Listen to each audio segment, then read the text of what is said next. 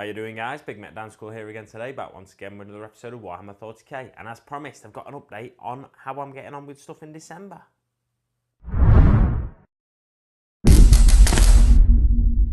But before we get started, guys, can you just do me a favour? I'm going to put a card up here for the Harry Potter miniatures game, or I think I'm going to put a card up here for the Harry Potter miniatures game for my playlist for it. Can you let me know if it shows up? And if you watch till the end, let me know if the end screen shows up as well. With a subscribe button and probably two video links. If you could let me know, that'd be great. I'm just trying to, and let me know what platform you're watching on as well. If it's desktop, if it's mobile, whatever. Just I'm trying to work out if they are actually showing up or not, because on my mobile, which they were showing up on, they're now not showing up. So I don't know if YouTube are changing things. I did look at something on YouTube and it says they're not supposed to show up on mobile anyway, so it might just be that. Anyway, I'll pop into the next room and show you how I've been getting on with things. So guys, you can see my lovely backdrop in front of you. I've not actually gone into the other room. I've stayed in this room and decided to show you standing up.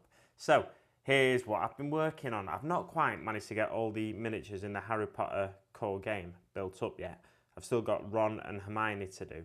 And also, a thing to note in the core game, if you were part of the pre-order, you've basically got enough bases for the characters and the spiders. And any extra characters you got in the core game, you didn't get enough bases for. So what I'll probably do is use the bases for the characters, and then there's one spare, use that for the big spider, and then I'll just have to either source some bases for the other spiders, or just have them without a base. So yeah, here's the first Death Eater for you. It's a lovely miniature, as you can see. Just spin it round. There's a few things to note. It's a bit messy under the arm there, but I think that'll be hidden with the painting. There's also on this one, there's a slight, if we can get the lights here, you can see it anyway. There's a hole in the cape there, which I'm not too bothered about, because I like the idea of some of these capes not having been worn for a while. Because in Harry Potter, if you don't know, the Death Eaters were sort of in hiding for years after Lord Voldemort was defeated the first time round. So I'm not too bothered if some of the capes look a bit tattered and moth-eaten. So yeah, there's the first of the Death Eaters for you. You can see it's a lovely dynamic pose on this one. All you had to do with this one was glue the top of the torso to the bottom and glue the bottom to the base. I saw a basing tutorial yesterday from a channel I've just subscribed to. I can't remember the name of the channel for the time being. But if I remember, I'll pop a link up in the corner of the video for you. Up here. So to that basing tutorial was to make the bases a little bit better than these Night Model Slaughter bases. And I've already glued this into the base, so it's going to be a bit difficult for me to do that. But if you wanted a different base, then it's worth trying. It's a bit more characterful. So on to the next Death Eater. Here we go, the next Death Eater. So this one, all you had to do was glue the arm onto him, this wand arm. He's a lovely, lovely pose. He's sort of just stood there waiting for something to kick off, and then he's going to start casting spells left, right and centre, I imagine. Not too much wrong with this one. No blemishes really anywhere or anything. I did just like scrape some mould lines from around the hood of the cape, but not a lot to say about this one really. Really nice. On to the next one. Don't want to be dwelling on these too long, because I'm conscious. I've just realised it's actually an update, not an update video, but just to let you know how I'm getting on with assembling and painting these miniatures. So it's more hobby progress for the month rather than actual focus on the miniatures. So this one is a lovely sort of cowboy pose. Just again waiting for something to kick off. And there was, you can see, if I spin him round here, you can see on the top of the head there, there's a bit of work that I've been doing with the mould line remover, where the resin is just a slightly different colour. Scraping off a few mould lines around there. So that's, again, about all I did. Oh, and I hacked out, there was a big chunk of resin in this groove, in this fold of the cape.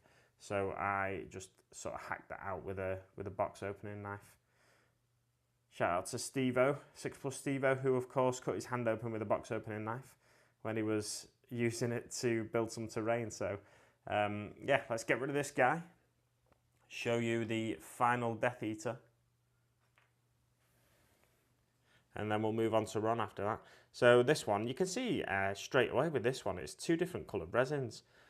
I think Night Models, with them being new to resin, they need to get the mixture right, because if they keep getting different resins, they're going to get different results with it all the time. So they need to settle on what resin they're using, I think, and go with that.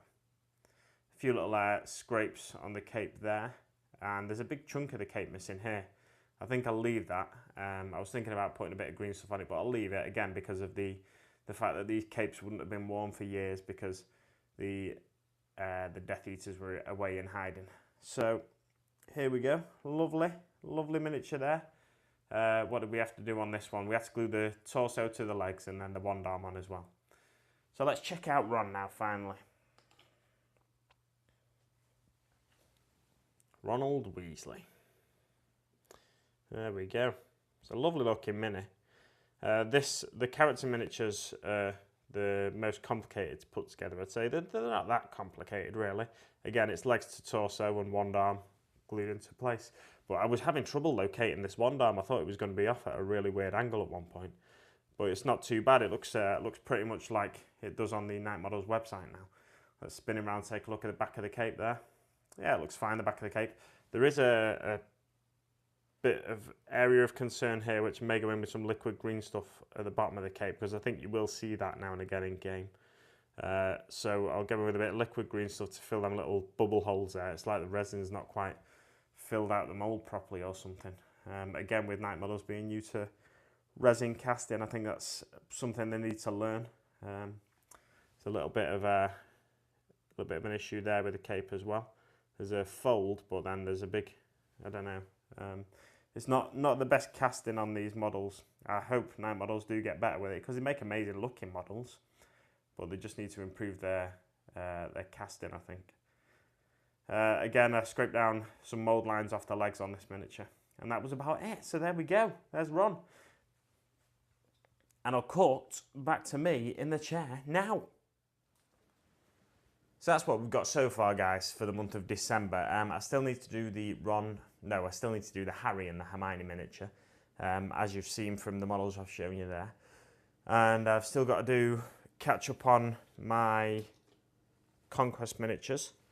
And then after that, it's onto the Gorkanaut, Morkanaut Stomper. I reckon once I'm actually off work, that's when I'll concentrate on the Gorkanaut, Morkanaut Stomper. Hopefully, I'll have the Harry Potter miniatures all assembled and started painting, and then once I've finished painting them, it'll be straight onto the Gorkanaut, I reckon.